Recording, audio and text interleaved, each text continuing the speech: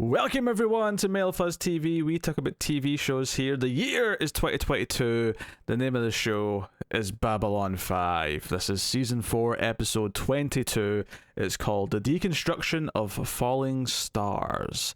So full spoilers for the episode as always. And naturally, we were very curious to get into this because we knew that the original finale was pushed to be the ending of the show, which is now going to be the end of season 5.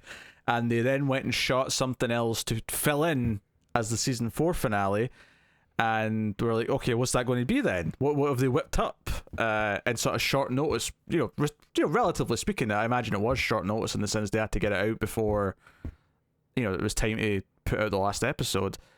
And this is what we ended up with. So I would suspect there was a few teases in here for what some of season 5 might deal with, but by and large, this is a kind of a weird episode.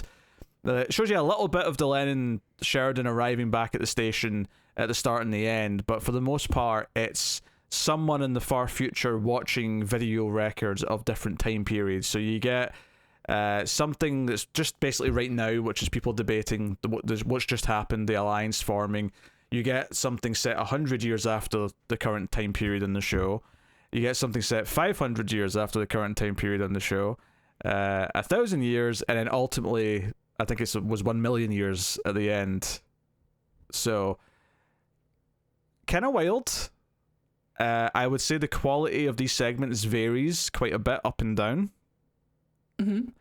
I will definitely say it feels like they had to make something very cheap quite quickly, because I could definitely feel the budget and how, a couple of these segments are like, oh, it's just a black room. It's just a black room with some tables because we have to quickly make this, and it's a lot of guest stars. Replicate the Babylon 5 ready room or whatever. Yeah, that's the thing. It went from just a plain black room that was meant to be a sort of intimate TV studio, but it was just a black room, to we'll have an excuse to have this in a B5 set because that's what we've got sitting around. There was a little bit of that going on. But it is a very weird episode, so I'm curious to see what Tara thinks of this oddity. What Nostra Tara thinks? Oh, come on. You made one passing comment that maybe it's set 1,000 years in the future, and look at her. Look at her, the ego. It's just bulging out of her eyes. I can't believe of all things, that one was real. I mean, I did say that about the season 5 finale and not this finale, but still it was, you say a bunch of things, one of them is bound to be right. Now I see how conspiracy theories are born. For the record, I still think the season 5 finale might be set a bit later. Just obviously I think that's going to be around his death. Because I think the previous episode, because they said 20 years specifically, I'm like, all right, that's what they're setting up. That said, though, the only thing that makes me doubt that, and it doesn't mean that it won't be that, but I do know that one of the TV movies that was made about 10 years after the show ended is actually set 10 years after the show. So I don't know if that maybe changes the possibility of that a little bit. Yeah, well, maybe not then. It really felt like the last episode felt like a finale, and that it was going to be some sort of epilogue thing, and it would make sense. Well, especially if we know that it still could be Claudia's coming back, if Ivanova's coming back for it. But it still could be. It could just be a case of they insert a story. It'll just be a bit weird because all the actors will be 10 years older. But the original finale, which was meant to be further ahead, is. I mean, but again, we're just guessing here. We don't really know. So I suppose it's not setting up Crusades.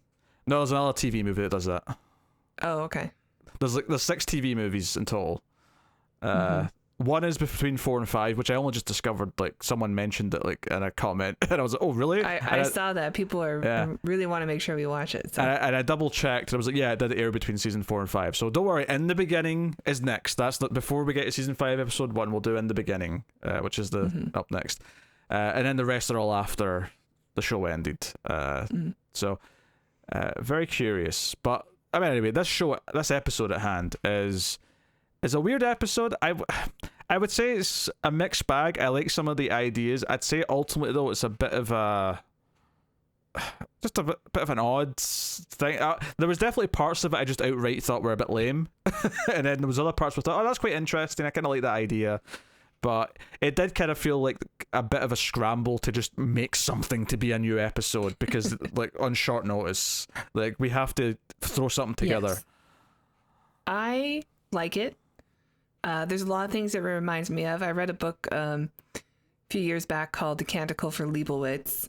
There's a segment from this that seems to be very much just that book. It's all the parts about like where everyone's from Babylon 5 is a religious figure now because they're just trying to piece together what they can figure out from civilization, pre the world ending its own apocalypse, and that I liked just because it reminded me of a book I enjoyed. But I think what helps about this is that I definitely see what JMS is like trying to like say about history, about professors, about propaganda, about who writes history, things being cyclical. And I think what helps with this type of episode and having to throw it together like it probably was is that clearly JMS does have like a mythology bible that he's created when he first made up the show, and he thought about where it was going, and he has all these ideas. I'm thinking of the very final segment. Well, not the final segment's back to like present day, but the final like time period we see a million years in the future. That felt like a very natural thing to say. This is what's going to happen in a million years based on everything that's in Babylon 5. So GMS has all this like history, has all this like stuff planned out. So it's very easy for him to like, he kind of knows like what he's saying about the future and like what the aftermath of the main story is going to be. So it seems like he had a very easy time of probably just slotting in what all these little teases about the future were going to be, and those are by far the most interesting parts of this episode, is the casual references to things in the future, to things in the past, that like, oh wait, so that just implied this, that just implied that. We'll talk about those, but some of the actual like debates that take place, particularly in the first half, I wasn't really into that much. Like the first segment is like the crossfire section in the beginning. No, I wasn't into that at all. This is the thing, the big problem with this first half of the episode is that it's mostly guest stars who are having these debates and talking about some of the arguments. So the first one is just like right now, just after the alliance has been set up, and they're debating if what Sheridan done was right, if he's like fit for the job, and I'll be honest, I'm not entirely sure I could tell you a single thing they said. Beyond just the general gist of he's not ready for this. He could barely work with his own kind, and now he's going to work with all these aliens. Yeah, I mean, I think it's just setting up for the next segment, which is historians looking back on a time that wasn't too long ago and trying to like piece together exactly what's happened based on what they've seen from like shows like this and the propaganda stuff, and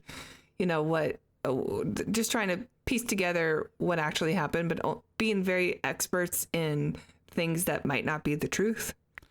Yeah, I mean, the big thing is that this it's like a philosopher and like a psychologist or something. I don't know, a historian, whatever it is, and they're sitting there debating, and they're both pretty negative about like who Sheridan and Delenn were, and talk about how the cult of personality and this myth that's been like sort of propped up by the Alliance since his death. And they do say 80 years ago, so it's like, oh yeah, so his death is about 20 years from the end of the show. And they mention his son, like their son, casually. Don't really say much about him, but you just get like that little tease, like, oh, okay. Well, that happened. All right, okay. And I'm sure you were thrilled to hear that there was babies.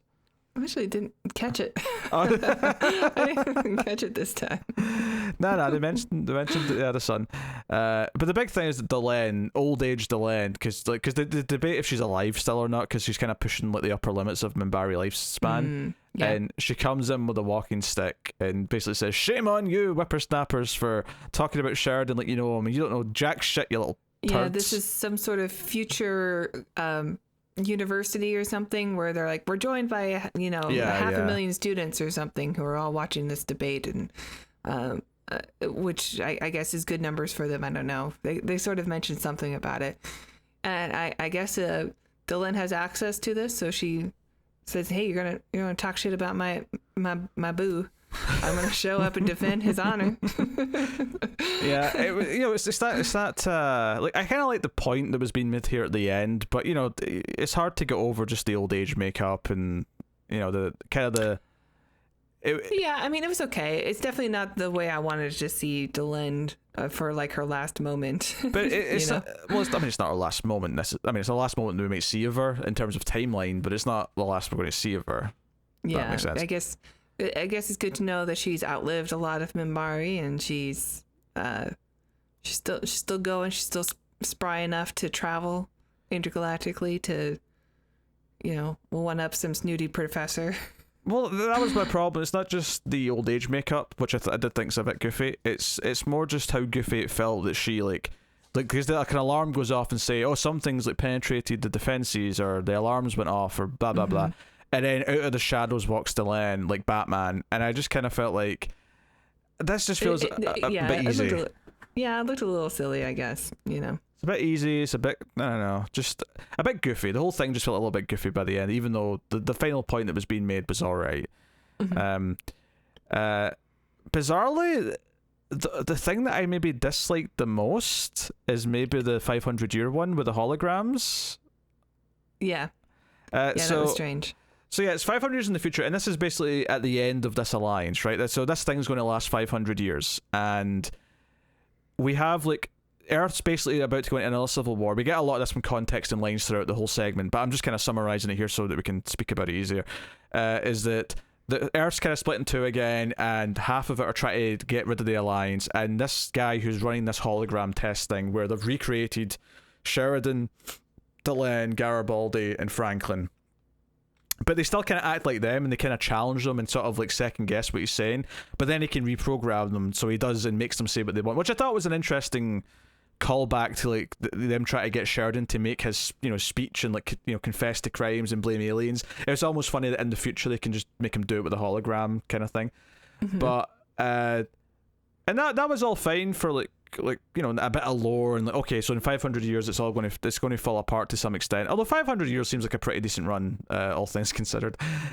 Yeah, I mean, it's very, it's not very Roddenberry, Yeah.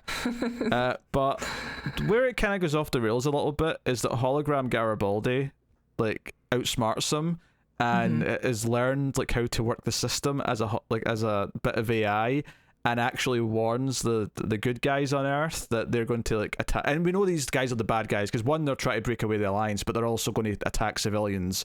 He admits that to them, so we know who we're rooting for at least. But it just all felt a bit like this concept. If you spent a lot more time on this, like I could maybe get into the idea of an AI version of one of our characters who, like, the idea of them being who they are is so strong and that they're so good and want to help people that even an AI version of them will actually somehow find a way to help at some point. That's cool, but it has to do all of this in about 10 minutes.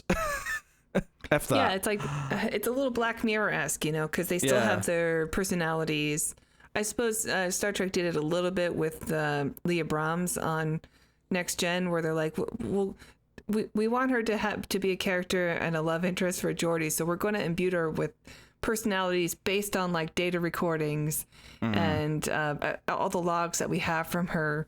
She would have this personality and think this way, or even like the Moriarty character in that too, where it's a hologram version of somebody, but they are very, because of the characteristics we give them, they are able to outsmart our real life characters. I didn't mind this one so much because I think the point of it, living in America, where we have a constitution that was written, a couple hundred years ago, and people talk about like what the founding fathers would have wanted. Like if they were here today, if they could see what today is, what would they say? What would they think? And people use that talking point all the time to justify some horrible things. And so I think this is just a version of that, where JMS, has heard those arguments and is saying, well, here's, the future where we have technology. We can bring back the founding fathers of this alliance and, use them as propaganda again.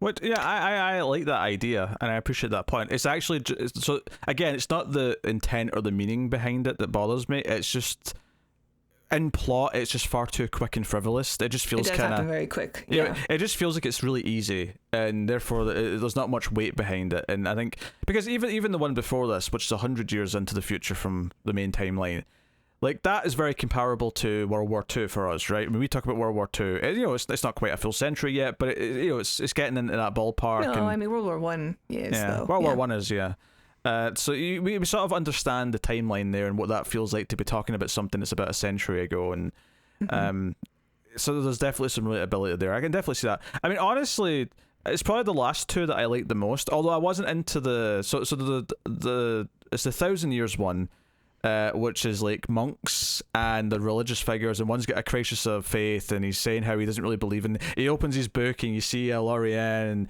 and they're talking about the Rangers as if they're these like they're going to come back and save us. But what was funny though is they keep talking about the Great Burn and how there's been no space travel since that happened, so they've all kind of regressed into like an earlier like time period, and I was just like, this is like Star Trek Discovery season 3. What? They must have watched some Babylon 5 before they wrote that season. It's a different context. Come on, you have to admit the fact that it was when they called it the Great Burn, it was whatever. But when they also like said that's why they don't have like all this like past a certain point of technology and there's no space travel anymore, so they're cut off from the other planets, and that's why like Earth is just like this now. Well, it's for them. It's just faith now. So faith is just is all that they have. Like they have all these stories that have become myths, and they're trying to piece together what their history was before, which seems very fantastical when you don't have that technology. Yeah, the history of the show has become just like a story to them now, much like the Bible is, and it's the end reveal, of course, that the main guy, who's the actor I recognised, he's actually a ranger. He's got a ranger outfit in his closet, and it's like, no, maybe they'll recruit this younger guy one day, but we're not ready yet. So they're still trying to rebuild Earth and try to build it back up. He's the doctor from Total Recall who tries to convince Arnie that it's not actually that he's dying and he needs to escape recall. He's still in it. He's also, but then the sweat comes down. He's also in an early episode of Lois and Clark. He's the landlord that gives Clark his apartment. Yeah, he's also the Straczynski guy from Next Generation. Oh, that's the expert of the game with the fingers. Yeah. Okay, that's just familiar. So you've got, which I thought was an interesting idea. The idea that this big epic that we've watched over the last 4 seasons, we're so far in the future now that it's become this old story where there is no like records, and obviously the records do exist because whoever's watching this further, because that's the thing, someone's watching these from further down the timeline, because like every so often it goes to the computer screen where it's like playing the next clip from this year. So clearly there is evidence out there, but it's just not on Earth or not wherever they are right now, and they have to just take it on some sort of leap of faith. Or at least I guess maybe they would have technology, because at the end of the Canticle for Leibowitz part, the 500-year mark, they're like, oh, we may be able to have enough gasoline to like make a combustion engine or something like that. So presumably maybe they would get technology again in order to be able to see the records, like once they have crystal technology again, and then they can have access to those records again or something like that. Well, he clearly says they're going to rebuild the Earth, and we see in the next part that they have, like, because when we get to the 1,000,000 years, it seems like it's been rebuilt again, and then humanity, the idea that eventually humanity is going to ascend to a higher form of being, which is very similar to the Vorlons, and we see this like human style Vorlon suit that the guy goes into after he's like finished watching these records, and because it's basically it's the end of the Earth. The Earth's about to be consumed by the sun. And it's like, okay, that's kind of what scientists predict will happen one day, is eventually the sun's gonna go. But this is saying that, oh no, but it's okay. Like, we've evacuated the planet. Like, all the humans have moved on elsewhere. But they've all ascended. But there is something nice about the idea that like we have to like fail and start again before we get it right. Like even this time isn't the final time where we get to keep going then ascend. We actually fail and go back to like an earlier age and build back up from there. And all of these cyclical, right? And all of these stories that are in there and all these records that have been recorded, they do exist out there, and they're probably still in space with some of the other species. And I mean, even the humans, like, it's not like there's obviously going to be humans spread out all across the galaxy because of the space travel that existed before. There's going to be humans on space stations. There's going to be humans on other planets. There'll be humans on Minbar. There'll be humans, on Narn, wherever. But it's just the humans that are left here where there's only humans that are, like, doubt it. But clearly, there's these secret rangers who know it's all real, and they're just, like... But the idea that they've become, like, the priests because they sound like they're talking about stuff that no one can really believe anymore is kind of interesting. But then when we see a million years in the future, it's like, yeah, no, they did rebuild. Everything did get to a point again where there was space travel, and we kept going. And eventually, humanity, after some stumbles, did eventually ascend. Yeah. Yeah. So there was some really nice ideas in there. Like the last like 10, 15 minutes, I thought was a lot of really big like mythology, like epilogue stuff that's kind of cool. And there's some hints earlier on we didn't mention about the Telepath War, which I assume is what we're going to be looking into next. Yeah, once they said that, I'm like, okay, well, I guess that's season 5. Yeah, like, or Crusades. I'm not sure. I have to assume that because he said that as soon as the alliance started, that he started having telepaths on the station. Like, he created like a telepath community. I have to assume that we're dealing with that at least in season 5. At least we're going to get some Lita. I would assume so. Yeah, she needs to have her moments to shine. But I liked all these ideas at the end. I did think the episode though was a bit of a slog in the first half. I wasn't necessarily into a lot of the first half. I would agree. Or like so. It's a big swing this episode. Like it's also a very strange timing. Like obviously we understand why it's here, but it is weird to have this and then have a whole nother season after this, right? Where it still takes place in the regular time. And we still presumably have a final episode that is still kind of an epilogue of sorts. Maybe a more traditional epilogue than this weird one that's jumping around all over the place and doing these little segments. Even the little quote at the end from JMS is a little snarky. Do you think to all the people who doubted Babylon 5, something like that? I can't remember. There was a little bit of snark in there. I mean, all the haters out there. I mean, obviously it's meant to be in universe to an extent, but also kind of meta, and you're talking about the show as well. It's interesting. You can be snarky. I'm fine with it. It's a little bit snarky. Yeah, I know. It's a very strange big swing episode. That's all. And even that thing kind of fits into the mold of this is a weird one. It's not that I didn't like it. I did. I enjoyed the 500 years, million years, and seeing, and I understand the point of it, of how history can get lost and obscured, and when you're trying to piece things together, people get stuff wrong. We joked about Sheridan basically becoming a Jesus figure, and then in the future he is a Jesus figure. Like they talk about him rising up from death and into the heavens. When they flipped the page to the Ranger, I was like, "Oh God, please don't be, please don't be called." I think it was just Rangers just in general. Yes. Yeah, just generic guy with brown hair. Don't worry about it. Obviously, like part of that is also the suggestion that we don't know for. I mean, maybe you can look at the Bible and say like a lot of this is nonsense, but maybe there's some truth at the center of it. I mean, you can also look to even in the show when. Shakar has his book of Jaquan or something that he's trying to teach to Garibaldi. This is all myth, but it's coming around again, and this is actually very useful. Parts of it are based on some kind of truth, even if a lot of it is jumbled up because of bits and pieces. Jumbled up, exaggerated, or depending on who's the narrator is. Yeah. Yeah, just the idea that it changes over time and. But even before it becomes like older history and it becomes a bit more like, meshed up because of time and different perspectives, like the 100 Years segment, like even though I don't really like it very much, like it does show how people are like the way they talk about it and the way they like sort of try to like disprove everything and try to tear it apart feels very like you can see people doing that to like just modern history and trying to manipulate it to make it work in the argument that you're trying to make for what you're talking about. I see exactly what he's going for. So I will say the thing that I like the least about that scene is that we see Garibaldi's death and he doesn't seem to live too long, which is kind of upsetting. No, we don't see his death for sure. It ends in a cliffhanger. It cuts when they it ends in shoot it. No, it ends in a cliffhanger. You do not see a body. Well, they're definitely implying that that's how he dies here. That's probably the biggest like tease for season 5 that we may actually get to. Like we may actually get to this sequence in season 5, when there's some kind of fight on the ship, presumably to do with the Telepath War.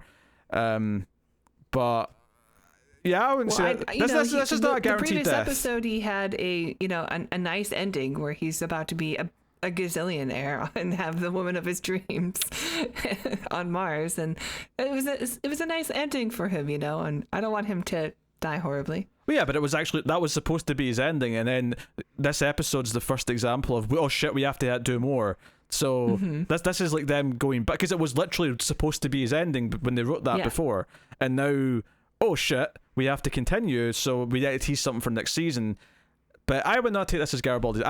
My immediate thought was, no, there's a reason why that just cut to white or whatever when it was about to go down. Like, we don't know the outcome of that. Okay. You're being worked. I definitely don't want him to be that.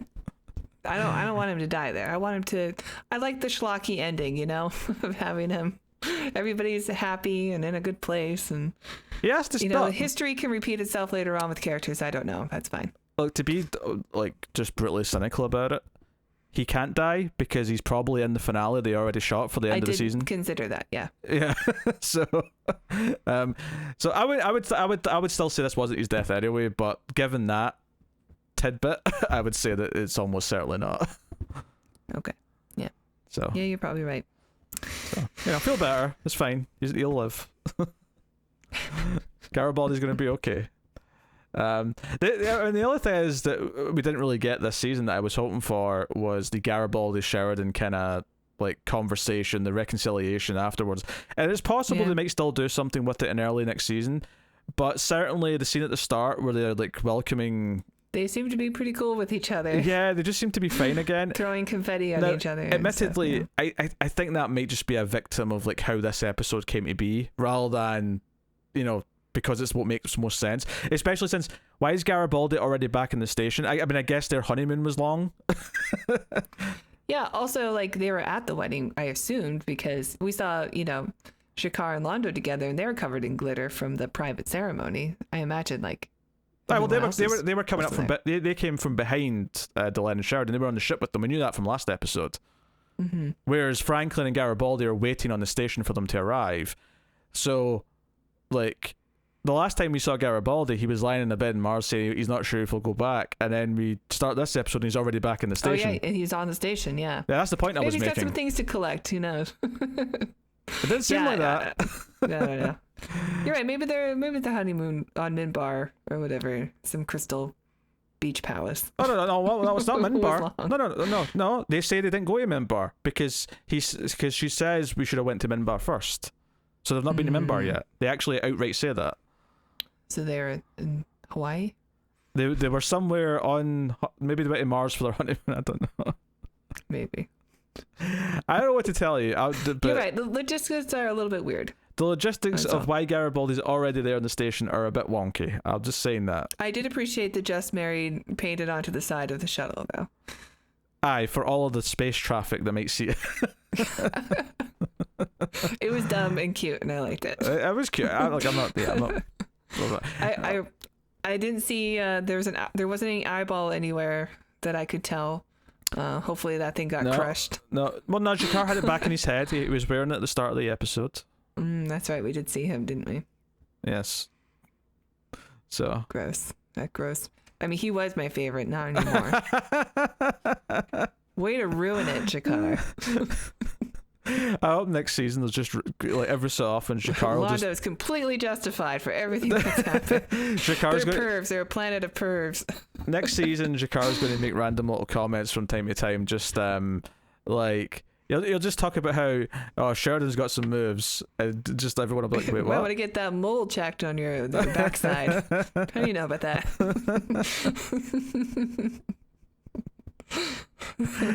Oh dear. But yeah, so it's a weird mixed bag of an episode. I do think it has some good ideas, and I appreciate the ballsiness of some of the stuff towards the end. And the teases for what's going to be in season 5 seem interesting enough, but I would say that probably a good 2/3 of it I thought were a bit of a chore to get through, and some of it felt a bit too easy, and just kind of like hologram Garibaldi's already like as an AI figured out how to like do all this shit, and we're in a dark room with some guest stars as they debate things, and old woman Delenn shows up. Some of that stuff was a bit goofy to me. I think it's fun that Garibaldi was able to like outsmart things in the moment. But I do think it's odd that it's Garibaldi that's the one that's outsmarting the computer versus, I don't know, maybe somebody else like Delenn. But yeah, I don't know. Or if there was like Bridge Boy or something. I don't know why he would be a hologram for this.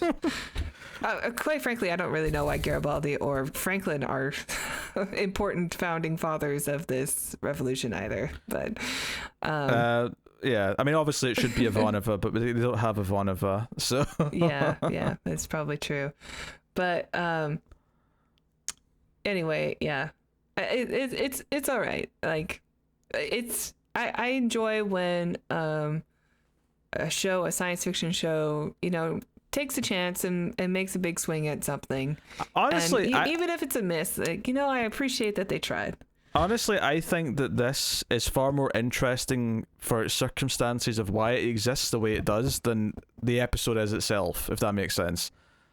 Like this being this weird episode they had to quickly make with presumably less money than normal because it was a quick sort of redo to just fill a slot and maybe tease what's going to be in a season that wasn't really planned. Yeah, it's just interesting. A different channel also, like didn't it get picked up by a different network?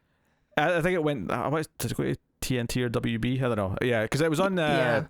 Because I think the budget is slashed also from the last season.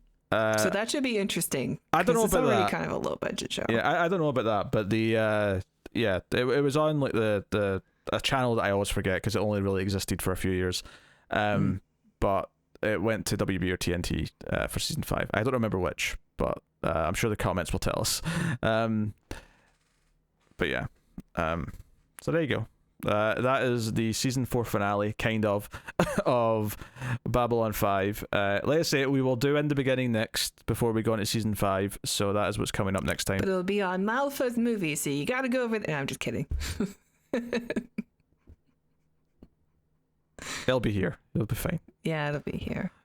I was going to say that we can force you guys to go to the other channel to watch it since it's a movie. It's a TV movie. An Ace episode. It's a TV movie. Come on. We've done TV movies for the Ace. On the bonus episode. Still counts. Not the same thing. But do go over to Mail Fuzz Movies and check out the sci-fi movie podcast we do called The Atomic Cinema Experiment, since Tara's shoehorned it into the conversation here. Naturally. A natural shoehorn. There was nothing there. That was like the most unnatural shoehorn possible. How dare you? It was made of maple. It was perfectly natural. That was a shocking plug. But I mean, if I'm presented with a chance to plug, I'll plug. Like, it's fine. But yeah, go check out that. We will be back next time with In the Beginning. So let us know what you think of this weird episode of Babylon 5 in the comments. Yes, I'm very excited to read the comments for this one. So please do leave a comment. A detailed one. Thank you. A detailed one. I don't want just 2 sentences. You better put in like bullet points. You bunch of lazy commenters. Whatever's on your mind. One run-on sentence is fine with me too. Oh, a bit of grammar. There's none. See when you get a comment on the internet and it's like just one long run-on sentence and it's like, a full stop and a new sentence would be great somewhere in here. Just do one long sentence, maybe throw in a haiku at the end, and do random like breaks that don't make any sense in the paragraph spaces. Yeah. For the record, I'm not specifically remembering any like comments on our Babylon 5 videos when I say that. I'm just talking about the internet in general. Oh yeah. You guys are all very smart. That's why you watch the show. Well, no, except that one. There's that one person who's not smart. You always make that joke. Well, he's the worst. You should shove him out the airlock. Like, you don't know if it's a he. Ivanova's got that open airlock policy. So most of the worst people on the internet are he's, let's be honest. No arguments here. most of the worst ones are. So yes, Tara, plug Patreon, right? Put us out of our misery, will you? That's right, Peter. If you enjoy our show, please check out our Patreon page. It's patreon.com/MildFuzzTV, where if you donate as little as $1 per month, you'll get bonus episodes for other shows we do, including The Ace. And if you donate $5 per month, you'll get access to these Babylon 5 reviews 6 days early. So if you want to know what we think of that movie, it'll be up tomorrow for people who are not on Patreon. So head on over, check that out. Thank you. I know what you meant there, but you said that really weird. It'll be up tomorrow for people who are not on Patreon. No, it'll be up tomorrow for people who are on Patreon. No, because they'll have already watched this episode. I know, but you make it sound like it's not the Patreon. All right. Let me do this again. So, if you are not currently a patron, but you really want to know our thoughts on In the Beginning, if you donate $5 tomorrow, you'll be able to watch this. And of course, people who are already patrons, we love you and enjoy your early review. Thank you. Yeah, I knew what you meant. I got what you meant, but you made it sound. Well, you gave me a hard time about it, so. If you're not a patron, you'll get it early tomorrow. But the patrons, you'll need to wait. No, that's not how it works. That's not how I said it. I was very clear. All right, wrap this up. You're drunk. Thank you very much for joining, everyone. Keep watching Babylon 5. Just don't give away the home world.